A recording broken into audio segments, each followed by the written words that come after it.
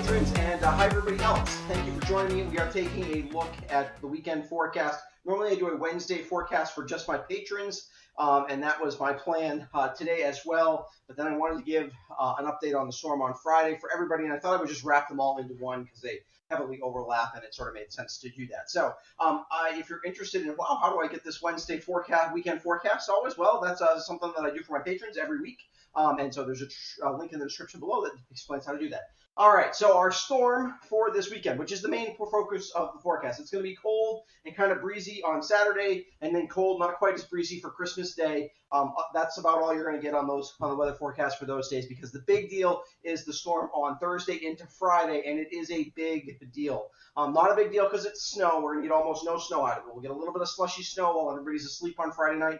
By the time you wake up on Friday morning, the snow will be long gone. It will be wiped away by rain and wind, and that's where the real problem starts. So we're going to take a look at a bunch of stuff here, talk about some of my concerns with the storm, and try to talk about what you can do to prepare for it. So here's our storm just starting to get together. You can actually see the front starting to move, and this front is already packing a big temperature punch, and we're getting some convection, not thunderstorms yet, but we're getting some convection across Montana. That's not a good sign. This is going to sweep incredibly for cold air, not so incredibly cold for the northeast, but for areas of the southeast, a huge push of cold air from Canada. We're going to look at where those temperatures are. We're talking way below zero up in Western Canada.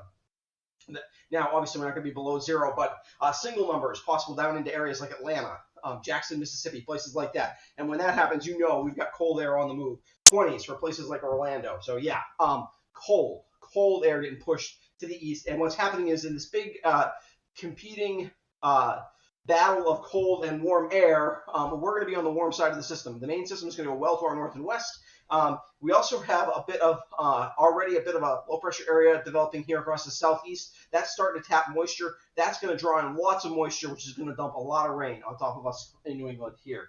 Let's take a look at that on radar. Things aren't actually that impressive. You're like, boy, the storm's going to be here. We could be raining in just over a day and a half or so. So that's somewhat surprising. But here's the beginning of where a lot of our moisture is coming from. Here's all that energy across the upper Midwest.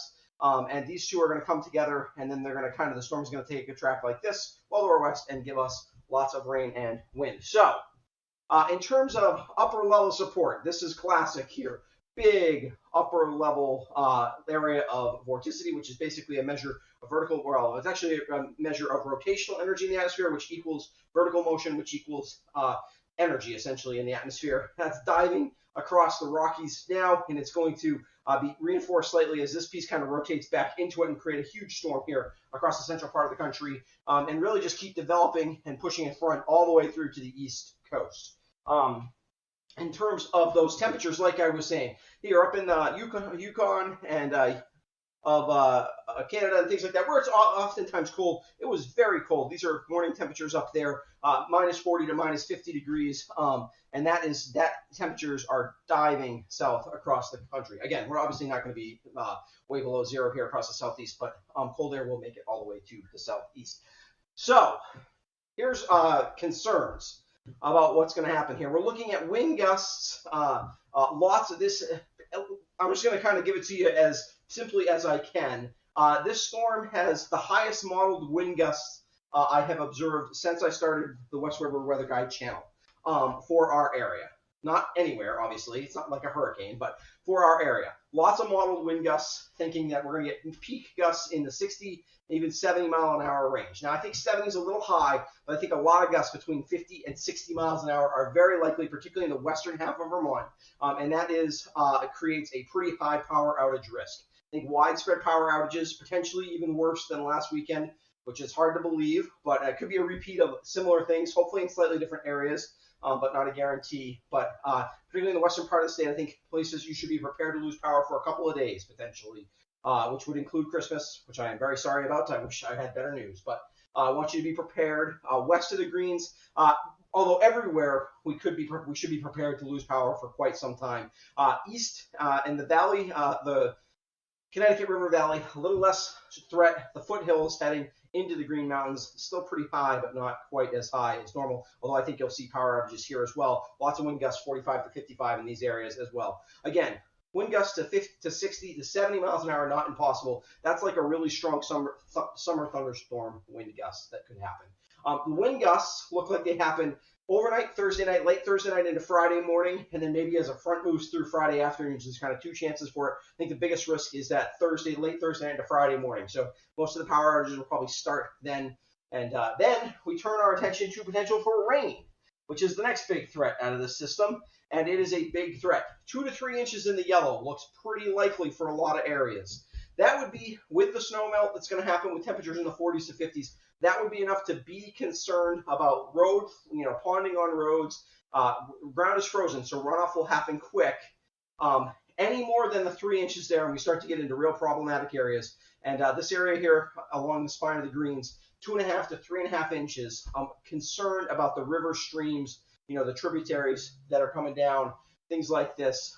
We're looking at potentially a not good situation here. I would call this 3.5 inches would be on the order of definitely impacting lots of roadways, impacting some buildings and things like that at 3.5 inches. If we get to 4 to 4.5, which is modeled in a few places and is definitely not out of the realm of possibility, we're starting to talk about a real significant flooding problem.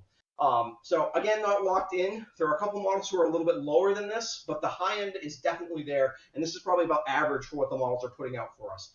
Big time concern on that. Flooding could be a real problem. Only good thing about the flooding is we're going to flash freeze afterwards, which is going to be terrible for the roads. Lots of black ice on Friday night, but it will stop the runoff relatively quickly. So you're either going to flood quickly on Friday afternoon, especially in these mountain streams, or the flooding will stop and you'll be all right. There's not a lot of river ice either. There's a little, but not a lot of river ice. We haven't been super cold.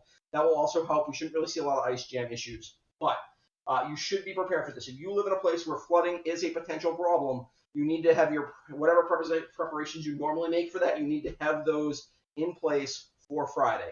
The rest of us, you need to be prepared. This could impact travel. So could the downed trees. So Friday, which is a huge travel day, you just need to be prepared. There's not going to be snow. It's not going to be slippery, but could have significant problems getting around because of trees and because of flooding issues. Next, it could get slippery when we flash freeze Friday night. So if you can hold travel off till Saturday, that would be ideal. Well, maybe not ideal, but better certainly. All right. Let's take a look at that Christmas weekend forecast then. Flooding rain, damaging winds on Friday, just what you want to see 2 days before Christmas, right? High temperature close to 50, and then we crash. It goes from 50 degrees probably at about 3, 4 o'clock in the afternoon on Friday. By 8, 9 o'clock, we're 10 degrees, and wind chill well below zero. Gets real cold real fast as the front moves through. Pretty impressive front. It will still be breezy. Wind chills will be below zero on Friday night. So if you lose power, it's going to get cold in your house quickly. So that might mean that, I know we're all hardy Vermonters here. We never like to leave our house. But if you don't have a secondary heat source, you don't have a generator, you don't have a way to heat your house, you can probably make it through one night like this. It's going to get real cold. But if you aren't going to get power back for a couple of days, you have to start thinking about finding a way to get to a shelter or something like that where they have, or get into a neighbor's house where they have power and heat, because it's going to get real cold real fast in those houses. Thankfully, I know most of us here have secondary heat or have a generator that can at least run some sort of heating system in your house. So hopefully you're prepared for that. But if you don't, you need to have some idea, what am I going to do if it gets real cold real fast in my house? Christmas Eve, chilly, windy, highs about 20. Wind chills will be in the single numbers all day. If you're skiing, it's going to be real hard in terms of conditions, and real cold and windy. A lot of wind holds on Saturday. Saturday night to Sunday, breezy, about 10 degrees as we head into Christmas morning.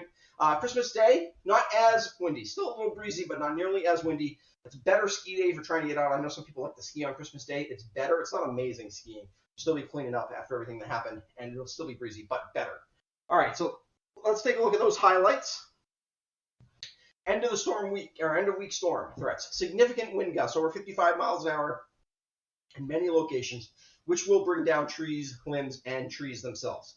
Power outages, especially in the higher elevations of the greens and west of the greens, a high likelihood. Very heavy rain with up to 3.5 inches in location. Significant ponding of water on roads. Some river and stream flooding is possible, especially if we end up with some spots that end up on the higher end of that. If we push towards 4 inches anywhere, that's a huge problem with significant flooding possible, and that is a possibility. Maybe not a likelihood, but it's certainly possible. Oops, sorry, wrong button. Weekend forecasts. Dangerous storm Friday with high winds and a real flooding risk. Temperature crash Friday evening with a flash freeze. Temperatures will fall to around 10 degrees with wind chills well below zero by Saturday morning. Saturday will still be breezy and cold. Skiing conditions will be icy. Wind holds likely and wind chills below zero all day. Saturday is a tough ski day. Christmas Day, still cold, but winds will diminish. Skiing will be a bit better. If you like to ski on Christmas Day, it will be doable. It won't be great, but it will be doable. The first part of next week does look better, quiet, with about seasonable temperatures, and then we'll see what happens going forward after that. That's a lot of information.